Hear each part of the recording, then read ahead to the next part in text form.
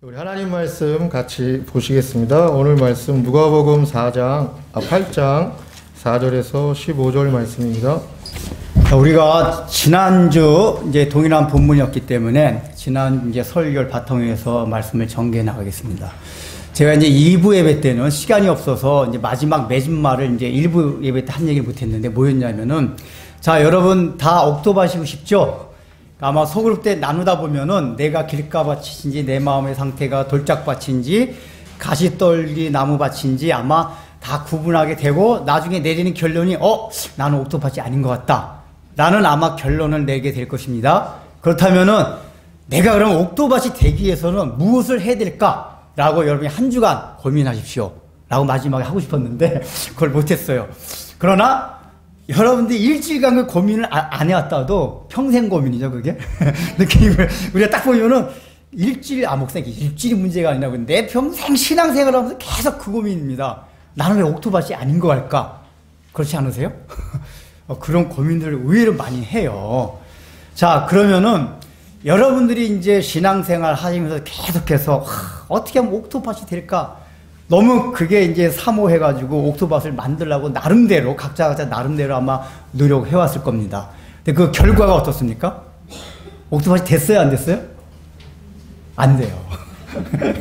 이게 뭐냐면은, 결론이 뭐냐면, 인간이 자기가 가진 의지, 노력 가지고는 절대로 옥토가 못 된다, 이거예요. 이게 사실은 전 성경의 가르침이에요. 왜냐하면, 여러분, 밭이 자기가 길가가 자기를 뒤집을 수 있어요? 밭 스스로가 자기가 돌을 드러낼 수가 있습니까? 밭 스스로가 가시덩굴을 막 꺼낼 수가 있어요? 그거 누가 하는 거죠? 농부가 하는 거예요. 씨 뿌리는 사람 농부가 하는 거란 말이에요. 즉 길가밭이 디벼서 부드러운 밭이 되거나 돌짝밭에 돌을 드러내거나 가시덩굴이 덮인 밭에 가시덩굴 드러내는 건 다 밭이 하는 게 아니라 씨 뿌리는 농부가 하는 거예요. 이게 성경의 원리예요. 근데 우리는 밭인 우리가 하려니까 안 되는 거란 말이에요. 농부가 할 수 있어요. 그럼 왜 이런 식으로 꼭 옥토밭이 되라는 것 같이 나왔을까? 우리가 좀 살펴봐야 돼요. 그렇다면은, 옥토밭은 씨 뿌리는 사람, 농부가 하는 거구나. 이 생각에 이르게 되잖아요. 그러면은 이 본문의 초점을 어디에다 맞추게 되냐면은 씨 뿌리는 사람한테 맞추게 돼요. 제 지난 시간 서두에 말씀을 드렸어요. 이 씨 뿌리는 비유가 초점에 따라서는 씨를 받아들이는 그 우리 마음의 상태로 볼 수도 있지만은 또 다른 초점은 뭐냐면 씨 뿌리는 사람에게 초점을 두고 이 성경을 바라볼 수도 있어요. 그러나 이제 지난주는 일단은 우리가 일반적으로 많이 듣는 성경 해석, 마음의 여기서 설명을 했어요. 왜냐하면 이것을 먼저 해야지 논리적 순서상 뒤에 할 게 좋을 것 같아서. 왜 그렇죠? 해보니까 밭을 초점을 해서 맞추다 보니까 우리 스스로는 옥토가 안 되는구나. 이걸 깨닫게 된단 말이에요. 안 돼요. 성경도 뭐죠? 하나님께서 우리의 마음에 찾아오셔서 우리의 마음을 읽어가지고 우리가 옥토가 된다는 게 구약 성경 여러 가지 말씀들이에요. 그래서 오늘은 이 본문을 밭이 아닌 씨 뿌리는 사람, 농부한테 초점을 맞춰서 이제 말씀을 전개해 나갑니다. 또 한 가지는 오늘 이 본문의 말씀이 씨 뿌리는 비유가 전체 8장 전체를 보면은 무슨 관점에서 얘기하고 있냐면 농부를 초점으로 한과 동시에 하나님 나라의 관점에서 예수님이 이 비유를 말씀하고 있어요. 그럼 8장 1절을 보세요. 8장 1절에 뭐라고 나왔죠? 같이 읽어보겠습니다. 시작! 예수께서 각 성과 마을에 두루 다니시며 하나님의 나라를 선포하시며 그 복음을 전하실세. 즉 8장 자체가 하나님 나라 복음을 전한다는 걸로 시작을 해요. 이 8장 전체가 다 하나님 나라에 관한 내용이라는 거예요. 그래서 여기 드는 비유도 하나님 나라가 어떤 곳인가를 설명하는 게 예수님이 든 비유예요. 실제로 이제 이 씨 뿌리는 비유는 마태복음, 마가복음 다 나옵니다. 근데 마태복음, 마가복음에는 그 씨 뿌리는 비유뿐만 아니라 그 비유를 들 때 예수님 뭐라고 말씀하시냐면 천국에 관해서 말씀하실세 하고 비유들을 들어요. 뭐 씨 뿌리는 비유뿐만 아니라 뭐 겨자씨 비유, 알곡과 가라지 비유 쭉 얘기해요. 그러니까 이 비유들 전체가 다 하나님 나라에 관한 거를 말씀해주고 있다 그 얘기예요. 그리고 특별히 결정적으로 이게 하나님의 나라에 대한 얘기를 했다는 게, 자, 10절 봅시다. 오늘 8장 10절 같이 읽어보겠습니다. 시작. 이르시되 하나님 나라의 비밀을 아는 것이 너희에게는 허락되었으나.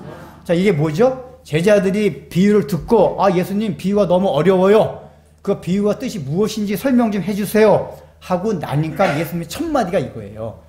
지금 제자들은 씨 뿌리는 비유에 대해서 물어봤거든요. 근데 예수님 뭐라고 답하죠? 씨 뿌리는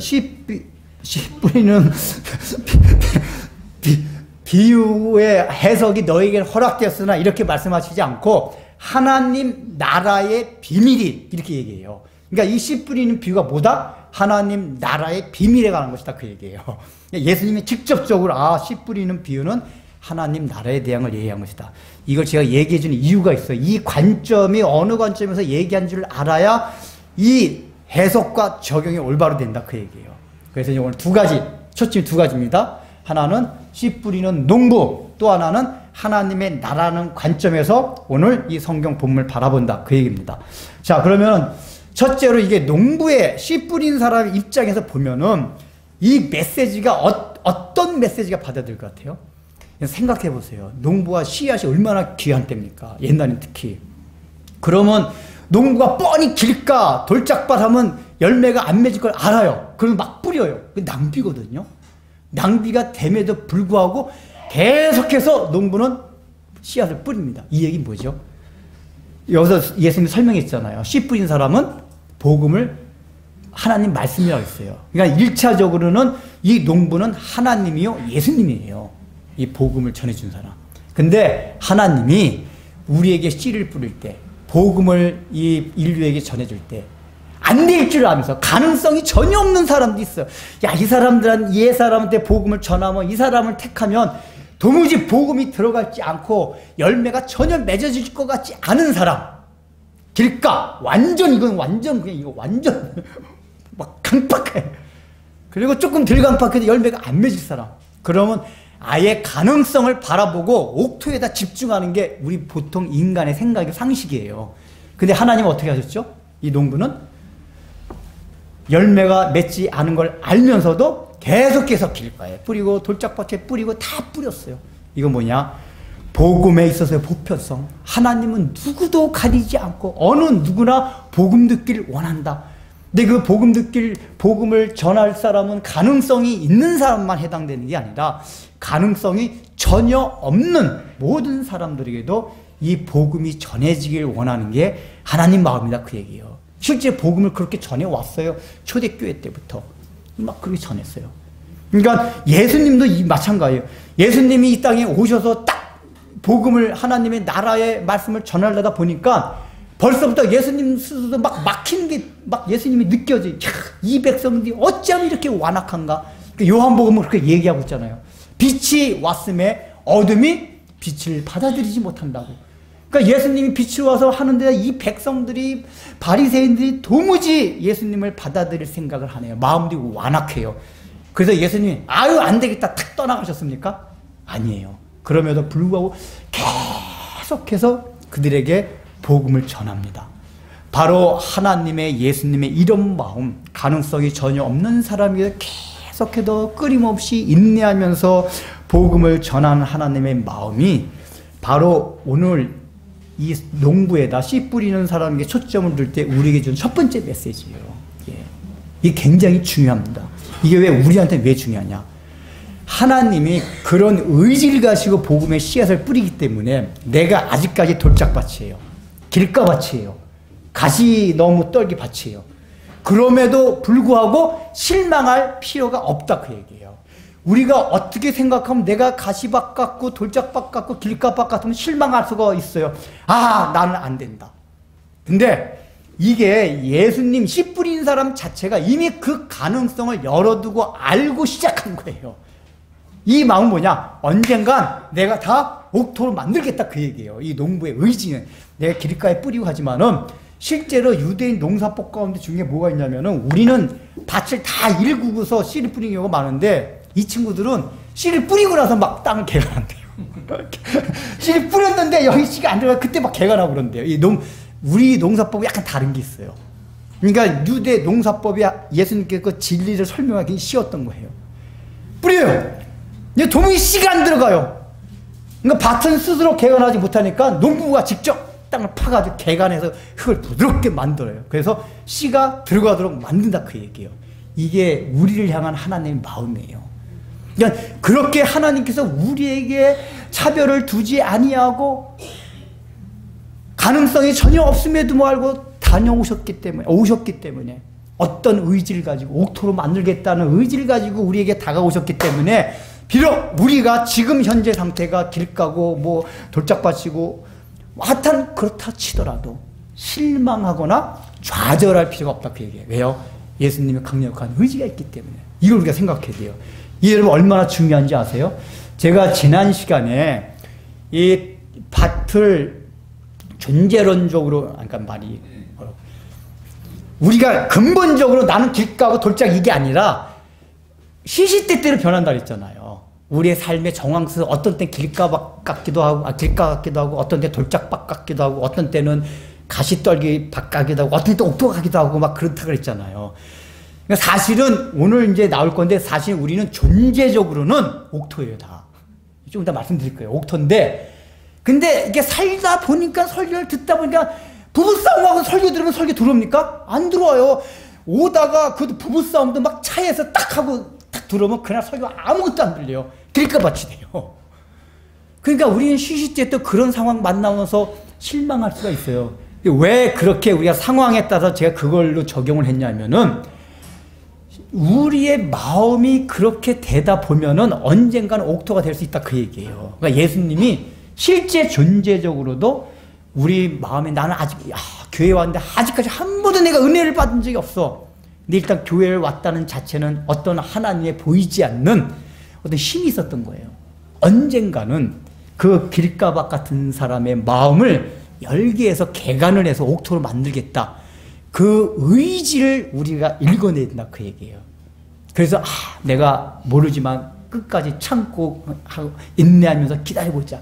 우리 하나님께서 우리를 인내하고 기다렸듯이 우리도 그런 마음으로 교회를 다니고 신앙생활하는 게 필요하다 그 얘기예요. 이거는 우리가 또 다른 면에서 주는 메시지가 있어요. 이 씨를 뿌린 사람이 우리 입장이 됐을 때 제일 처음엔 하나님이 복음을 전하신 겁니다. 그러나 그 뒤를 이어서는 제자들이, 사도들이, 또 많은 사역자들이, 또 오늘날 우리 제자된 우리가 복음을 전한 씨를 뿌리는 입장이 있어요.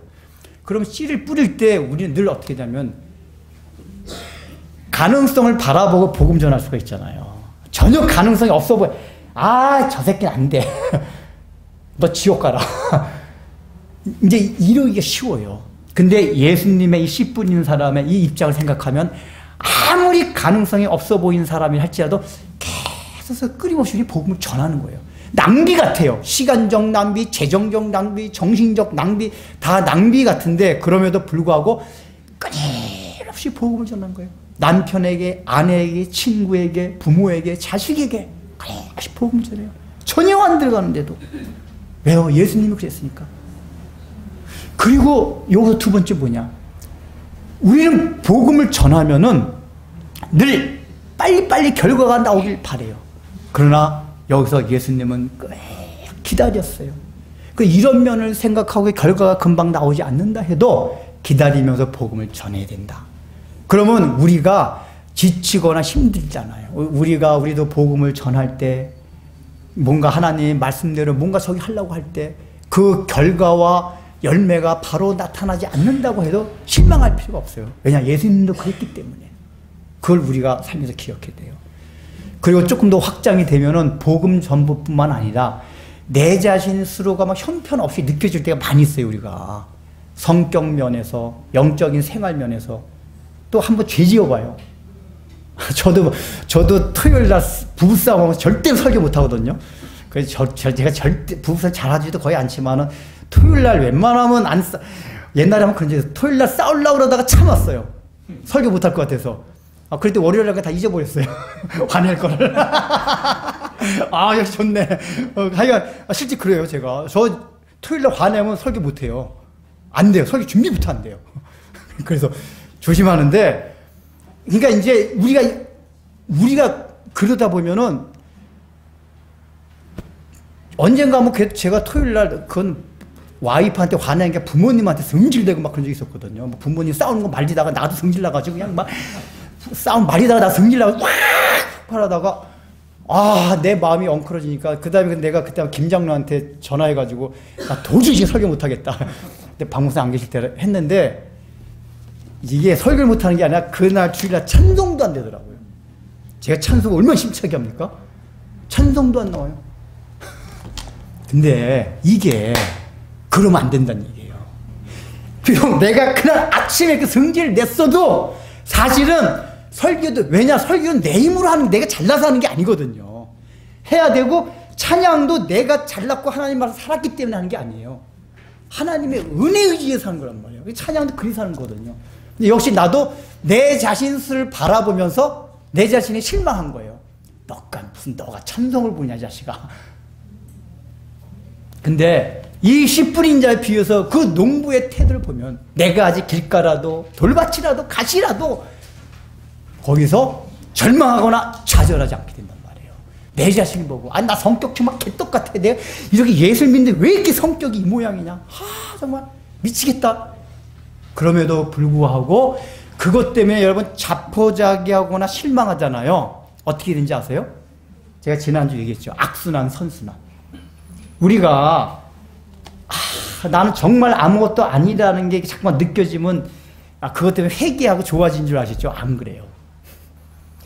난 형편없는 놈이다. 그러면 사람은 늘 형편없는 놈이다 생각할 때 하나님을 바라보는 게 아니라 자기 자신을 바라보는 거거든요. 사람은 늘 자기 자신을 바라보게 되면은 계속 깊은 수렁으로 들어가요. 점점점 수렁으로. 그래서 악순환. 이게 더 은혜로 들어가는 게 아니라 나한테 실망하기 시작하면 이제 다른 사람 보기도 싫고 교회 나가기 싫고 나한테 실망된 게 다른 사람한테 실망되고 다 공동체에 실망되고 그러다 보면은 아예 점점 수렁으로 들어가요. 그 제가 지난주에 선순환, 악순환 말했잖아요. 부익부, 빈익분이 아닌 하나님께서 많이 가진 자에게 더 주고 없는 자는 더 빼앗아간다는 게 부익부, 빈익분이 아니라 선순환, 악순환의 개념을 설명했잖아요. 바로 이런 차원에서도 자기가 자포자기하고 실망하고 좌절하고 자기 자신에 대해서 학대 같은 마음이 들면은 계속 악순환의 늪으로 빠지게 된다 그 얘기예요. 이게 일반 심리학에서 사실 그 얘기하잖아요. 요즘 이게 젊은 사람 중에 그런 케이스들이 많대요. 이게 직장을 못 구해가지고 특히 그러니까 자기 자신에 실망하다 보니까 사회랑 단절해가지고 살아가는 청년이 54 어디 뉴스 무슨 저 프로를 보니까 54만 명이래요. 데이터가 점점점 이게 되게 돼요. 신앙도 그렇다고 얘기해요. 근데 이 10분인 부에서 우리 농부가 그거에 상관하지 않고 뿌렸고 우리를 언젠가 옥토로 만들게 될 의지를 가지고 있다. 그러면은 내가 길가 같고 돌짝밭 같아도 내 자신에 대해서 실망한다 안 한다 안 한다 안 하는 거예요. 그래 내 비록 보잘것없지만 실망할 거 없어. 그래야지 그 악순환에서 딱 빠져나올 늪에서 빠져나올 수가 있어요. 이게 이 비유를 농부, 씨를 뿌린 사람 초점에서 올 때 받을 수 있는 메시지 두 가지예요. 하나님의 마음, 그 하나님의 마음이 올 때 우리의 태도가 어떻게 될 것인가. 우리가 희망을 가지고 소망을 가질 수 있어요. 소망의 끈을 놓치지 않게 돼요. 우리가 연약해도. 주일날 혹시 싸웠어도 꼭 나오세요. 아이씨 안 나갈래 오늘. 이러지 마시고 나오세요. 길까봐 그날은 설교가 하나도 안 들려도 안 들려 나와야 돼요. 그 다음에 이걸 하나님의 나라의 관점에서 본다 했잖아요. 하나님의 나라의 관점에서 본다면은 여기서 여러 가지 또 메시지가 나와요. 여러 가지 메시지. 근데 제일 중요한 게 뭐냐? 지금 이 씨 뿌리는 비유뿐만이 아니고 예수님이 이제 마태복음, 마가복음 같은 데서 내가 하는 하나님 나라에 대한 얘기를 해준다 그러면서 여러 든 비유들이 있거든요. 그 비유 중에 뭐냐? 겨자씨 비유, 가라지와 알곡의 비유 이런 것들이 있어요. 그러면서 마가복음에서는 뭐라고 얘기하고 있냐면 제자들이 똑같이 이제 여기 이제 물어봐요. 주님, 그 씨 뿌린 비유 뜻이 뭐죠? 누가복음엔 그게 기록을 안 했는데 마가복음에 뭐라고 나오냐면 너희들이 씨 뿌리는 비유도 이해하지 못할진데 어떻게 다른 비유들을 알겠느냐. 마가복음 4장 14절을 찾아보세요. 그렇게 나와요. 그러니까 예수님이 그 말씀을 해주셨다는 얘기는 뭐냐면 내가 지금 여러 가지 씨 뿌리는 비유뿐만 아니라 여러 가지 비유를 들고 있는데 야, 너희들 초장부터 지금 씨 뿌리는 비유가 뭔지 모르면 다른 비유 하나도 이해하지 못해. 이 얘기는 뭐죠? 씨 뿌리는 비유가 예수님이 든 다른 모든 비유들을 설명할 수 있는 키워드, 핵심 개념들이 다 그 안에 들어있다 그 얘기예요. 그러니까 씨 뿌리는 비유만 잘 이해하면은 나머지 비유들을 다 이해할 수 있다. 그게 왜 그러냐? 모든 비유가 하나님 나라에 대한 거를 설명한 거기 때문에 그렇다 그 얘기예요. 그런데 씨 뿌리는 비유에서 그 하나님의 나라의 특징 중에 하나가 뭐냐면은 이 농부 입장에서는요, 그러니까 돌짝밭, 가시밭 다 낭비예요. 근데 농부 입장에서 보면 그게 낭비지만은 나중에 보면 훨씬 이득이 될 거라는 걸 알아요. 왜냐? 옥토밭 하나에만 뿌려진 씨앗만 있어도 그게 나중에 몇 배요? 100배의 결실을 맺는단 말이에요. 그러니까 처음에 아무것도 아니고 별 볼 일 없는 것 같은데도 이게 나중에는 100배의 결실을 맺어가지고 아무것도 아니었던 것들은 굉장히 커진다. 즉 하나님의 나라가 시작은 굉장히 미약하고 아무것도 아니었지만은 굉장히 하나님의 나라가 확장되고 커진다. 이걸 씨 뿌리는 비유에서 보여주는 거예요. 이 옥토밭을 비워주는 게. 그게 사실 겨자씨 비유에서도 얘기하는 거거든요. 겨자씨 비유가 뭐죠? 천국은 마치 이와 같으니 하고 겨자씨 비유를 들어요.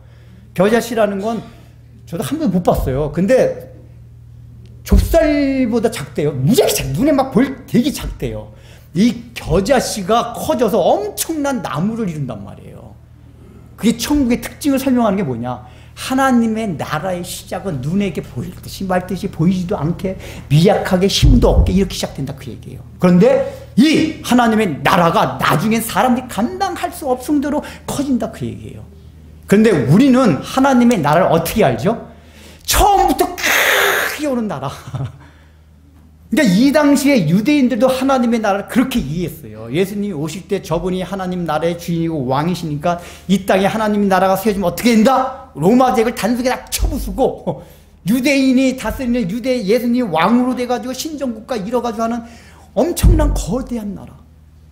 이게 뭐냐? 사람들 사고방식은 늘 뭐냐면은 저거 이렇게 하나님 나라, 하나님 능력이 있고 절대적인 이런 분이 오면은 바로 그냥 급작스럽게 확장되고 막 풍성한 이런 세상 나라가 이루어질 것을 아는 것이 이 세상 사람들의 사고 방식이에요.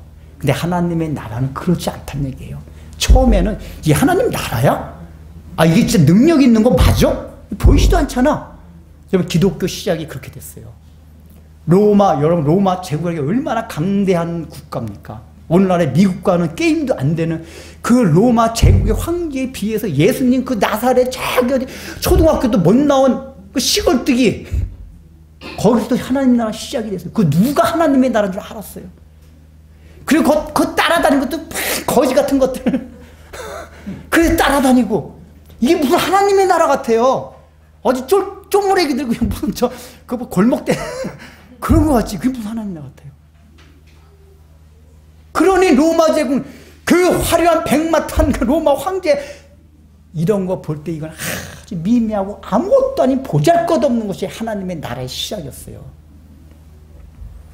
딱 그 예수님의 기왕이 제자들을 삼으려면 좀 삐까번쩍한 로마의 관료들 한번 기적 왕의 신 한번 믿었다 그랬잖아요. 그러니까 왕의 신하가는 로마 제국 황제가 뭐 병화를 탁 고쳐주고 그러면 로마 황제가 그냥 어휴 이러면 얼마나 하나님이 나라 탁 줘야 될 것 같아요. 근데 그런 데는 가지도 않고 갈리 변방 다니면서 힘없는 사람들 막 고쳐주고. 그러니까 하나님의 나라가 처음에 보잘것없고 힘도 없고 별로 관심도 안 갖고 이랬다 미약했어요. 보이지도 않았어요. 겨자씨 같았어요. 그러니까 제자들조차도 그런 하나님의 나라로 생각했기 때문에 무서워 떨었어요. 근데 이들이 나중에 완전한 옥토가 된 다음에 어떻게 했죠? 복음을 로마 제국 중앙으로 전하기 시작했어요. 그러면서 기독교가 로마의 국교가 되고 전 유럽을 기독교가 장악하고 지금 전 세계를 기독교 영향이 얼마나 많이 미쳤어요. 하나님의 나라의 영향력이 우리는 예수님 때 지금 생각하면 기독교 영향이 이렇게 크고 하나님의 나라가 많이 적이 된 것 같지만 예수님 때 전유한 거랬다 그 얘기예요. 겨자씨같이 아주 작았어요. 네, 하나님 나라의 특징이 그렇다고 해요. 오늘날도 우리가 복음을 전하고 하다 보면은 하나님의 날 처음부터 큰 거로 생각하면 안 돼요. 우리가 복음을 전할 때도 그런 게 있어요. 선교사들이 고민 중에 그런 거 있대요. 본국에서 이제 특히 선교를 많이 하는 교회는 수시 때때로 결과를 물어보는, 야, 요새 교인이 몇 명 늘었냐? 뭐 예배당 지었냐? 아니, 어느 지역 자체는 완전 영적 불모지대가 있어요. 10년간 사역에도 한 명 올까 말까 지역도 있어요. 그런다 대고, 야, 교인 좀 왔어? 그리고 어느 교회는 열매가 안 보이면 선교 후원을 끊는데요. 그런 교회들이 많아요. 결과가 있어야지 후원하겠다 그 얘기예요. 이게 굉장히 인간적인 방식이에요. 하나님이 나랑 이렇게 눈에 보이질 않아요. 선교사가 열심히 사역을 하는데도 너무 미미해서 보이지도 않아요. 그러나 보이진 않지만 선교사가 학교에서 영어 가르치고 뭐 하면서 그 사람들 속에 우리가 어떻게 복음의 씨가 작동되고 우리 아무도 몰라요. 나중엔 그 사람들 가운데 믿음인 사람이 일어나고 해가지고 다 된단 말이에요. 근데 처음엔 보이지 않아요. 그러니까 눈에 당장 크게 나타나는 거 보게 되면은 선교사 후원도 그런 식으로. 그래서 후원을 가장 영향력이 있고 사역의 열매가 좋은데 많이 보내고 없는 데는 조금 보내고 이런 식으로 교회들이 많이 해요. 우리 교회는 안 그럽니다. 우리 동일하게 어려운 데를 기준해서 해요. 근데 우리가 다 그런 식이란 말이에요. 제가 요 아는 여기도 교회 장로님도 그러세요. 이게 개척도 많이 도와준다는데 늘 이렇게 다니면서 이렇게 확인한 이 목사님 가능성 있는 목사님인가? 설교도 들어보고 이게 그래서 교인들이 올 것 같다. 그런 교회를 후원한대요. 왜냐면 어떤 교회는 이건 여기 후원해봤자 소용없는 교회다 그런 데가 있대요. 이게 다녀보면. 그런데 후원 안 한대요. 우리 교회는 안 그래요. 자, 이게 여러분 다 그럼 하나님의 나라가 당장 눈에 띄게 뭐가 나타나야 돼요. 그게 아니에요. 하나님의 나라 늘 시작이 어떻다? 겨자씨같이 보이지 않게 이렇게 시작이 돼요. 당장 돌짝밭 같아요. 길가 같아요. 가시밭 같아요. 근데 100배 되는 옥토가 된다 그 얘기예요. 이게 하나님의 나라 관점에서 보면은 우리에게 주는 하나님 나라의 메시지예요. 하나님 나라의 특징. 신비 중에 하나가 뭐냐? 하나님의 나라는 눈에 보일 듯 말 듯 보이지도 않게 굉장히 세력도 없는 것 같은데 우와! 나중에 보니까 창백하게 되는 이게 하나님의 나라구나. 오늘도 여의도가 아니라 광화문에서 모인다는데 물론 동성애 반대하고 그런 건 좋은데 좀 약간 의심되는 것도 있어요. 그리고 동성애 반대하고 이런 건 좋은데 어쨌든 이게 취지가 세를 과시하는 거예요. 야! 200만 모였다 우리 오늘. 200만! 까불지 마 정부 우리 기독교한테 까불지 마. 이거예요. 세를 과시한단 말이에요. 기독교는 그게 아니야. 하나님의 나라 특성 그런 외형적인 세를 과시하고 이런 게 아니에요. 그게 다 십자군 전쟁 다 그런 거예요. 바깥의 세르는 보잘것없는 것 같아요. 정부가 감옥에 탁 쳐넣을 수밖에 없는 그렇게 힘이 없는 게 기독교예요. 근데 우리는 힘도 있어가지고 딱 정부가 야야야 그 목사님 감옥에 넣으면 안 돼. 우리 그런 세력을 이렇게 가시하고 싶어요. 아니에요. 우리는 외형적으로 미미하고 힘이 없어 보여요. 이렇게 시작이 되는 게 기독교고 복음이다. 이게 개인이든 교회든 다 마찬가지예요. 이걸 명심해야지 하나님의 나라에 대한 오해가 없어져요.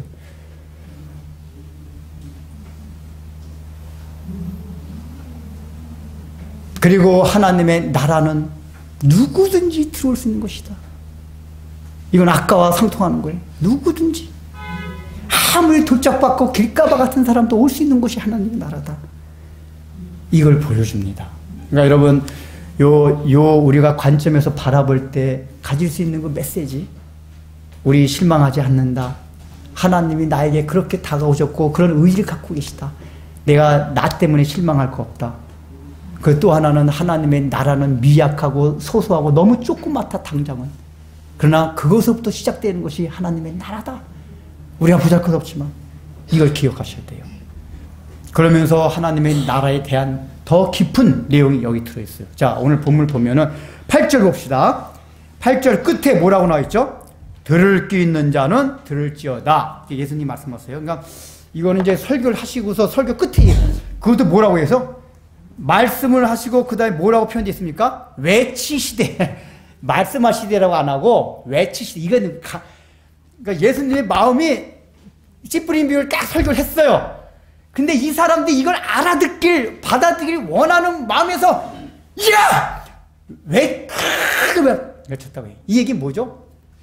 이 말씀이 이 듣는 청중들한테 들려지길 원하는 마음이 강력하게 들어있는 게 외치시대에 들어있는 거예요. 들을 끼는 자는 제발 들어라. 이해 좀 해라. 그러니까 예수님이 듣기를 원하는 강력한 마음이 들어있어요.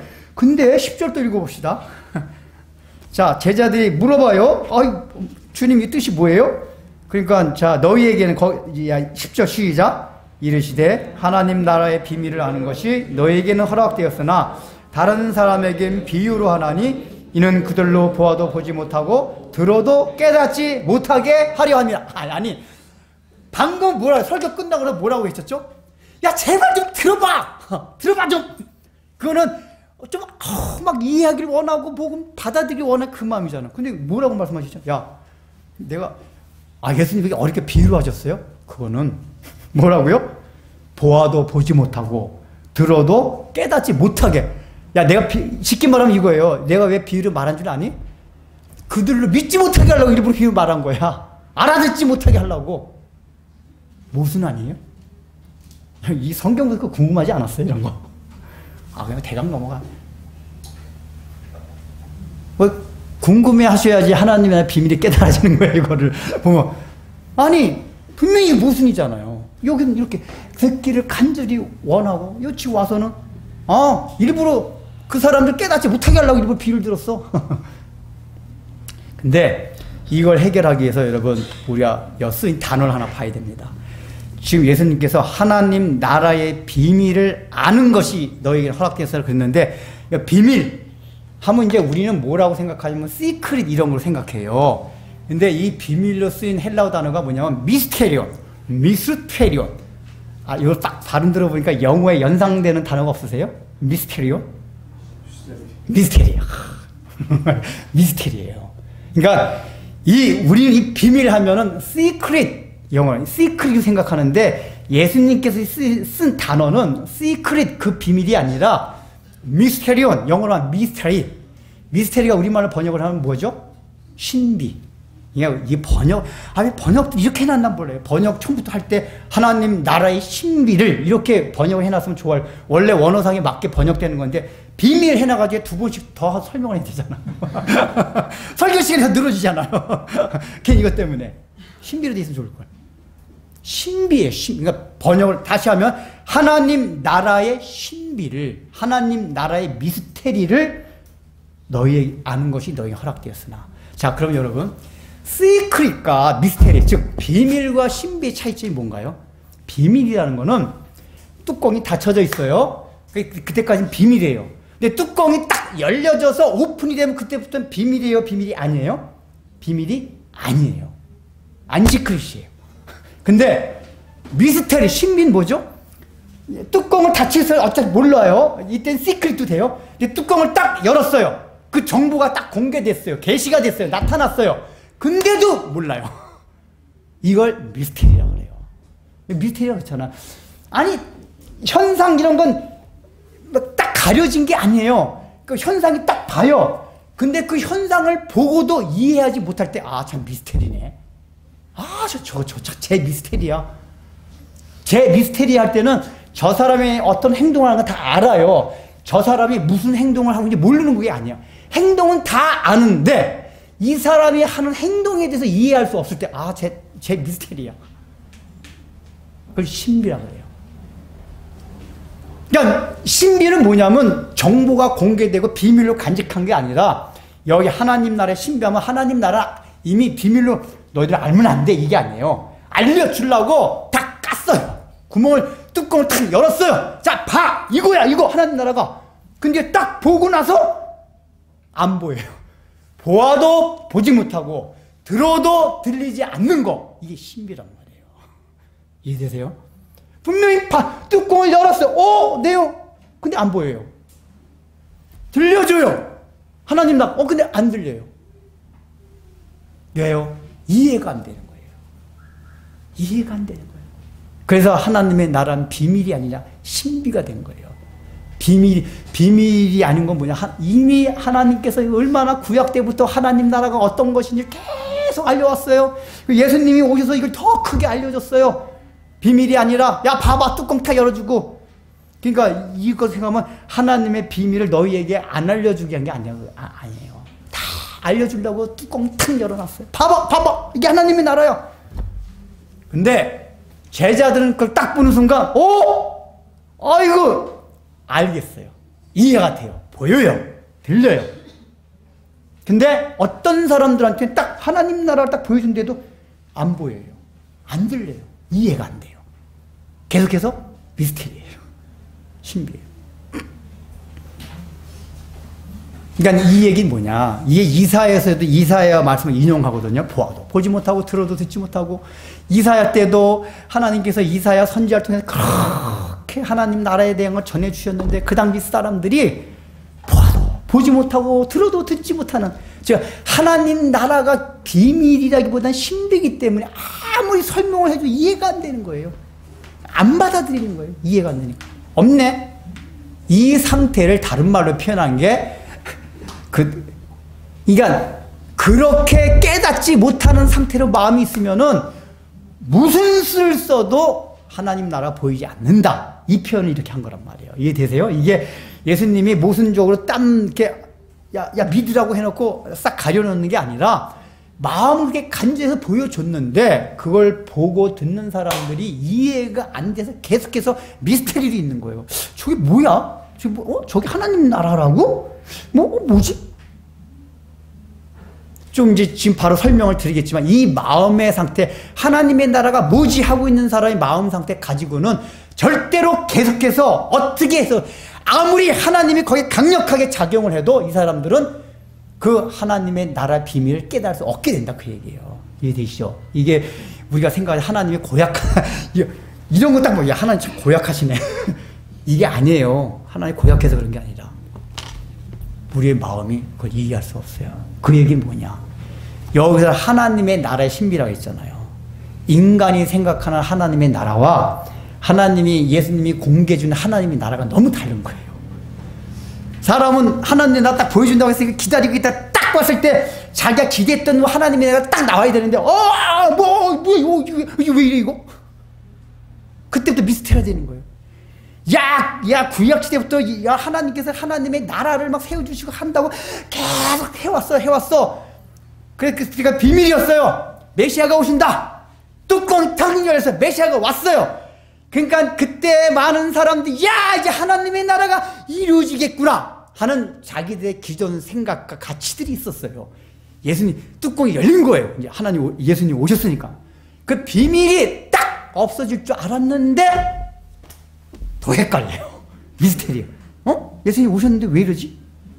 뭔 하나님의 나라가 이래? 근데 왜 그렇죠? 그 당시 사람들 하나님 나라, 이건 누누이 얘기했겠지만 그 능력 있는 절대자이신 하나님이 오시면 정치, 경제적 모든 면에서 그냥 로마 제국을 싹 말자, 로마 군대 그냥 하나님의 천군 천사를 그냥 싹 그냥 무력화시키고 하나님이 왕이 되는, 베드로가 국무총리 되고 하는 이런 나라를 꿈꿔왔단 말이야. 그들이 생각하는 하나님의 나라가 그거였었어요. 근데 뚜껑을 딱 열어봤는데 그런 하나님의 나라가 안 보여요. 이거 뭐야 이거? 더 헷갈려요. 하나님 나라가 미스테리, 하나님의 나라에 대한 미스테리에 빠지기 시작했어요. 그 사람들이 신비가 됐어요. 더군다나 우리가 신비란 말을 가장 잘 쓰는 게 뭡니까? 십자가. 하나님 나라의 신비도 얘기하지만 십자가의 신비, 이 말 잘 쓰죠, 바울이. 왜 십자가의 신비라고 그래요? 아니 구원하면 하나님이 능력 있는 분 구원을 그따위로 해. 자기를 희생하고 죽이고 복잡해. 그냥 용서해줄게. 얼마나 끝나고 좋아요. 근데 인간의 몸을 입고 내려오셔서 3년 동안 고생하시고 고난받으시고 십자가에 죽으시고 못 이렇게 복잡하고 참. 십자가의 신비라 그래요. 보여줬는데도 우리가 이해를 못해요. 아니 구원이 왜 그런 식으로 이루어져? 그래서 바울은 얘기하잖아. 이 십자가의 도가 유대인들에게는 거치는 것이 되고 헬라인에게는 미련한 것이다. 이해가 안 되는 거예요. 하나님의 구원 방법이. 왜요? 우리가 기존에 생각하고 있던 것들이 있어서 그래요. 즉 하나님의 나라의 신비가 열려지지 않는 이유는 뭐냐? 하나님께서 비밀을 다 오픈했는데 어떤 사람에겐 그게 오픈이 돼서 딱 알려지고 어떤 사람은 여전히 신비, 미스테리로 남는 이유는 뭐냐? 그 마음속에서 기존에 갖고 있던 가치와 사고방식, 신념들을 안 버렸다고 얘기해요. 그걸 이해하는 데 있어서. 그런 사람은 절대 하나님의 나라를 볼 수 없다 그 얘기예요. 예수님 말씀이. 그래가지고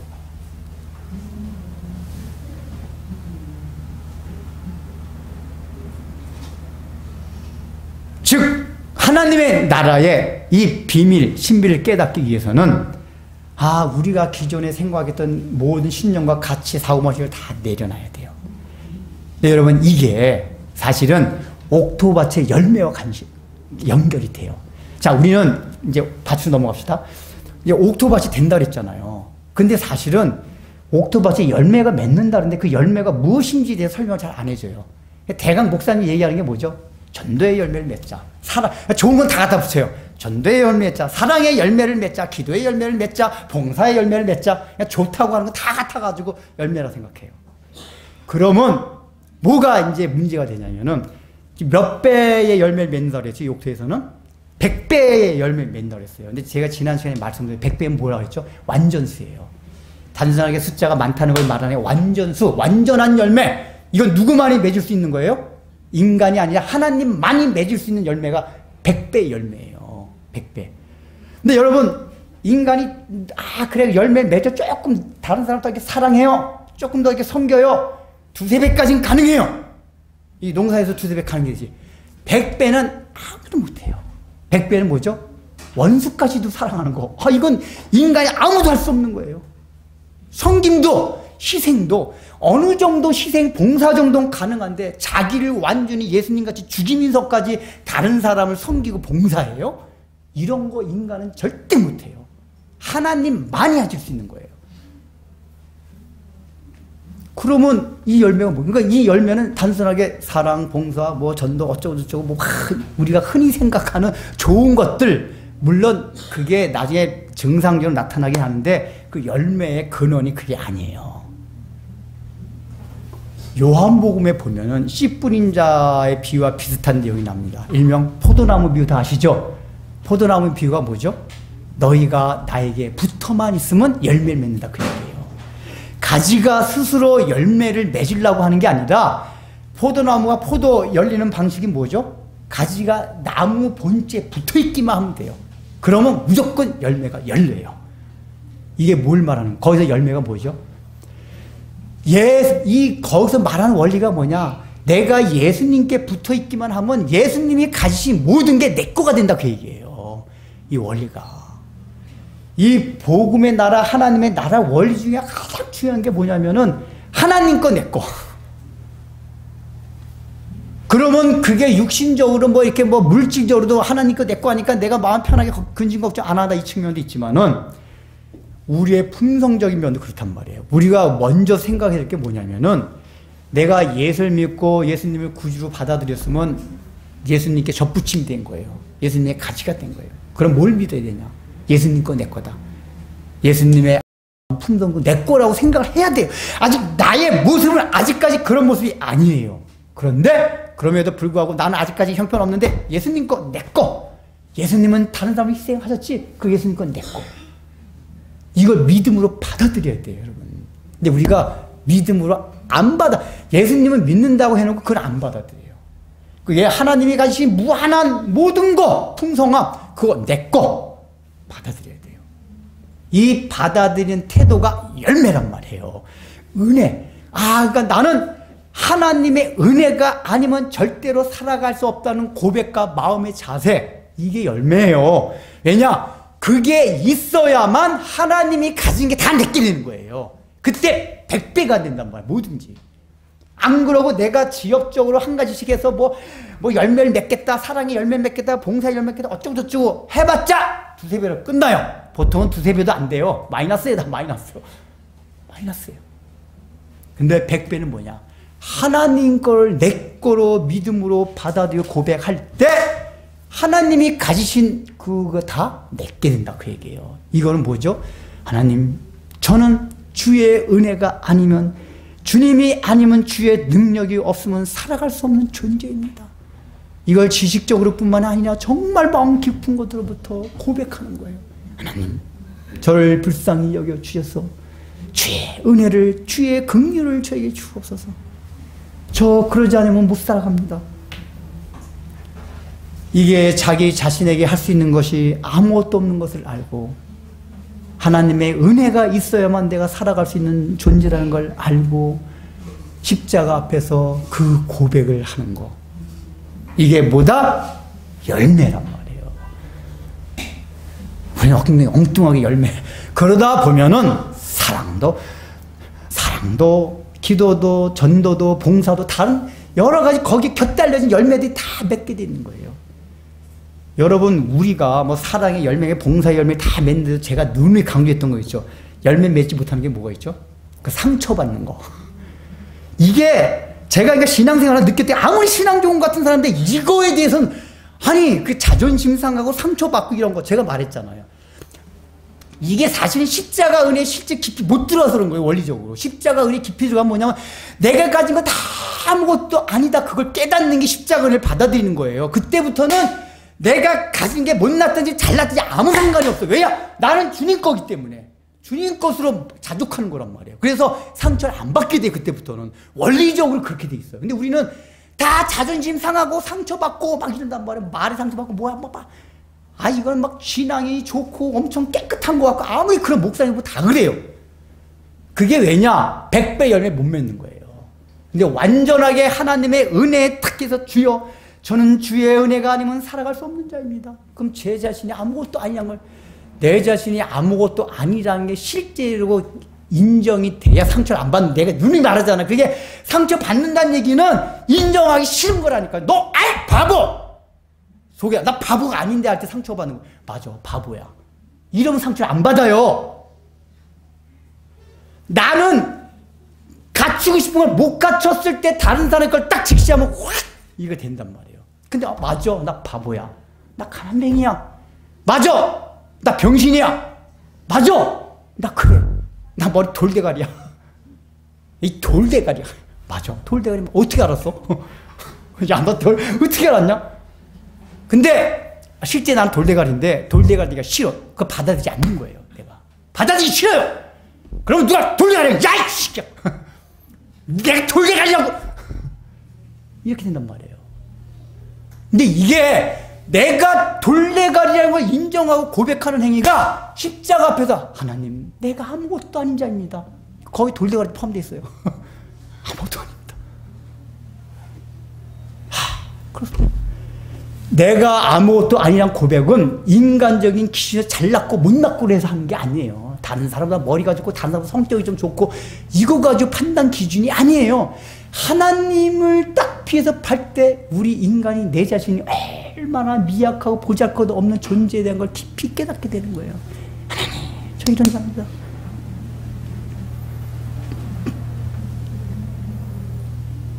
이게 여러분 복음의 핵심이고, 얼마나 이걸 깨달아야지 실제로 완전 옥토가 되는 거예요.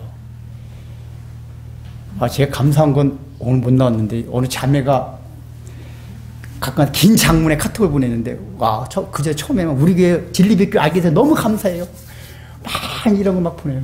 근데 이제 어느 땐가 무슨 글을 보냈냐면, 목사님, 제가 진리백교에 와가지고 목사님 설교 듣는 가운데 제 자신이 얼마나 큰 죄인이란 걸 알게 되었습니다. 그래서 나도 하나님의 은혜가 절실히 필요한 죄인이라는 걸 알게 되었습니다. 제가 얼마나 감사한지 몰라요. 우리 교회 처음부터 나왔던 사람은 그런 고백을 속을 하는데 저한테만 안 했는지 모르겠는데, 이제 그 자매는 그렇게 얘기를 하더라고요. 자기가 나름대로 도덕적으로 깨끗하게 살아오고 바르게 살아오고 뭐 열심히 살아왔기 때문에 그런 생각이 별로 없었는데, 여기 진리백교 와가지고 내 자신이 어떤 존재라는 걸 알게 되었습니다. 하나님의 은혜가 필요한 자라는 걸 알게 됐습니다. 이게 필요하단 말이에요. 이 태도와 마음가짐이 자기를 지배하잖아요. 이 자체가 열매 근원이에요. 100배 열매. 그럼 그 100배 열매로 뭐가 나와요? 다른 막 가지도 옮겨 붙어가지고 막 이 사랑의 열매, 헌신의 봉사의 열매, 용서의 열매, 희망의 열매, 막 이 가지 저 가지 이제 막 여기서 시작돼가지고. 이게 없으면은 다른 열매 나 빵, 꽝, 꽝이 된다고 해요.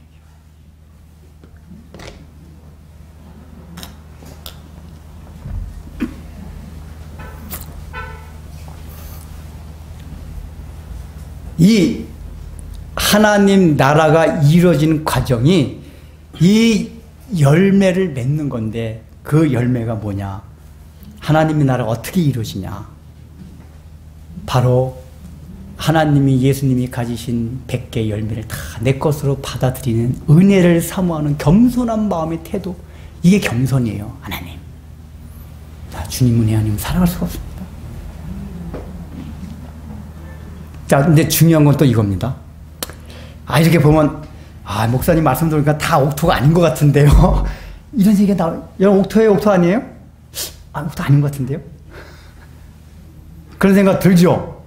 100배의 결실을 맺어 옥토인데, 목사님 아닌 것 같은데. 그러죠? 자, 근데 여러분, 10절 다시 읽어보겠습니다. 10절. 자, 시작.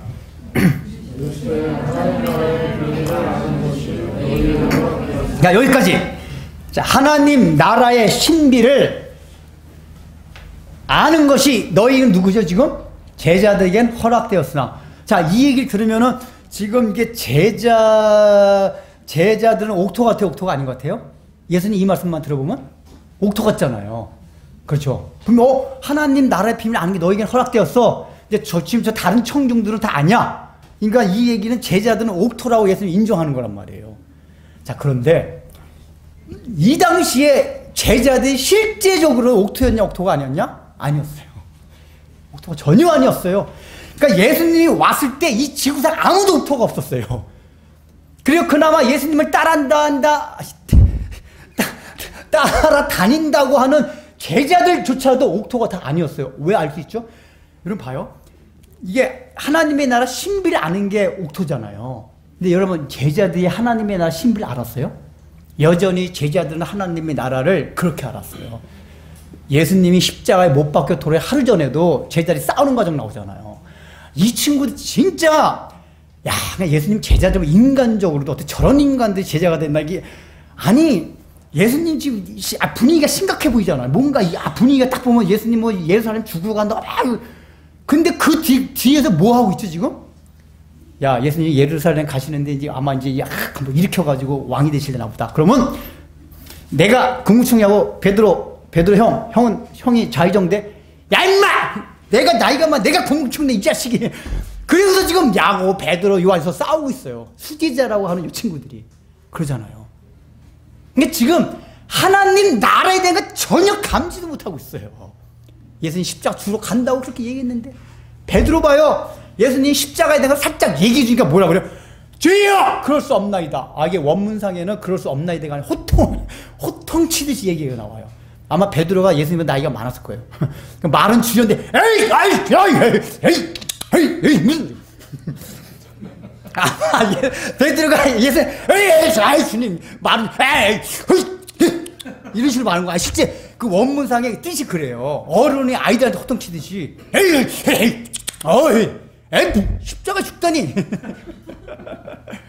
그때 예수님이 뭐라고 말씀하셨죠? 사탄아, 내 뒤로 물러가라. 이거 아니, 십자가의 신비, 하나님 나라, 그렇게 해서 하나님 나라 이루어질 거 감도 못 잡고 있었어요. 이들에게 열려지지 않았어요, 신비가. 그러니까 제자들도 하나님 나라의 신비를 전혀 몰랐다, 열려지지 않았다. 다른 말로 하면 옥토가 아니다, 얘기해요. 근데 예수님이 뭐라고 말하셨죠? 너에게 허락되었으니. 이미 과거형 같이 허락되었으니 라고 얘기해요. 이게 뭐죠? 하나님의 수중에 한번 들어온 자들은, 예수님의 12제로 뽑은 사람들은 내가 반드시 너희들을 옥토로 만들겠다 하는 강력한 의지의 표현이 이거란 말이에요. 너희가 허락되었다. 허락되었어요. 그리고 실제적으로 제자들이 옥토밭이 실제로 되는 건 언제죠? 예수님 부활하신 초반까지도 아니었었어. 왜냐면 부활하신데도 예수님 모습이 막 여러 가지 모습 나타났다 그랬잖아요. 그러니까 이게 근데 예수님 저 부활한 거 맞아? 막 왔다 갔다 막 정신이 없어요. 그러다가 그래서 그때까지 예수님 부활하신 뒤에도 막 방에 숨어 있었잖아요. 로마가 유대 관원들이 자기 와서 저 나사렛 땅을 잡아 죽일까 봐 무서워 벌벌 떨고 있었어요. 이 사람들이 오순절 성령 강림한 이후에 갑자기 깨달음이 왔어요. 야, 우리 예수님께서 우리에게 3년 동안 계속 가르쳐 준 것들이 하나님 나라에 관한 것이었구나. 이게 이제 사도행전에 나와요. 제자들이 그때 알아요. 하나님 나라에 관한 것이었구나. 하나님 나라의 신비가 알게 되는 거예요. 그리고 그때부터 뭘 하죠? 그 겁쟁이들이 강력하게 로마족 앞에 나가서 막 복음을 전하기 시작하는 거예요. 이 겁쟁이들이 담대하게 십자에 거꾸로 매달려 죽고 막 그냥 화용대 속으로 들어가고. 그때 왜냐 제자들이 그때부터 100배 열매 십자가의 은혜를 깊이 깨닫게 된 거예요. 바울의 서신을 보고 모든 사도들의 서신들을 봐요. 십자가의 신비를 계속 얘기해줘요. 그 십자가의 신비를 통해서 알려주는 게 뭐예요? 우리들은 다 멸망받을 수밖에 없다. 아무것도 아니다. 우리는 할 수 있는 존재들이 아니다. 오직 우리는 주 예수 그리스도의 십자가를 통해서 보여주신 그 사랑을 믿음으로 받아들일 때만 그게 내 거 되는 거다. 이걸 안 거예요. 그러니까 베드로가 탁 그 성전 문 앞에서 그러잖아요. 내게 금과 은은 없을지라도 나사렛 예수의 이름으로 명하는 안짐이 일어나라! 예수 그리스도의 능력이 의정해. 나한테는 가진 게 아무것도 없어요. 내 예수께 그 예수님의 능력, 그게 내 능력이다. 이걸 믿고 고백하면서 안진병이 일으켰어요. 제자들이 그때부터 옥토가 된 거예요. 우리가 막 온전한 옥토가 되는 거예요. 그 전까지 옥토가 아니었어요. 근데 우리 예수님은 이 형편없는 십자가 죽음 바로 앞에서 싸우고 있는 이 제자들 향해서 너에게 허락되었다. 이 다른 말로 하면 너희 옥토다 확인 쳐주는 거예요. 자, 이 말 우리들 바꾸면 뭐죠? 우리들은 다 뭐다? 옥토다. 실제 상황을 보면 옥토 아닌 것 같잖아. 솔직히 말해서. 저나 여러분이나 옥토예요? 안 옥토예요? 안 옥토 같아요. 우리 다 안 옥토 같아요? 성질도 대가 덜 먹고 다들 아이고 참. 아니 불교 믿는 사람 꽤 성격도 원하고 좋은데 우리 교회 다니는 사람 왜 성격 다 그런지 몰라. 다 그런 건 아닌데 이걸 잘 봐요. 교회 다니는 사람 성격 개떡같이 더 많아요. 불교 다니는 사람보다. 또 성당 다니는 사람보다 또 교회 다니는 더 개떡 같은 성격들. 그럼에도 불구하고 그러니까 옥토가 아니에요. 우리가 딱 보면. 근데 우리 하나님이 우리를 뭐라? 옥토 같이 이미 확인시켜 줬어요. 너희는 옥토다 허락되었다. 그러면 이제 우리가 남은 건 뭐죠? 내가 옥토라는 걸 알고 정체성을 나는 옥토다. 정체성을 가진단 말이에요. 옥토. 예수님께 그렇게 인정해 주셨다니까? 나는 옥토 아닌 것 같은데 예수님 나보고 옥토래. 옥토야. 옥토. 정체성. 이걸 가지고 믿음으로 실망하냐고 나아가다 보면 어떻게 된다? 진짜 옥토가 된다 그 얘기예요.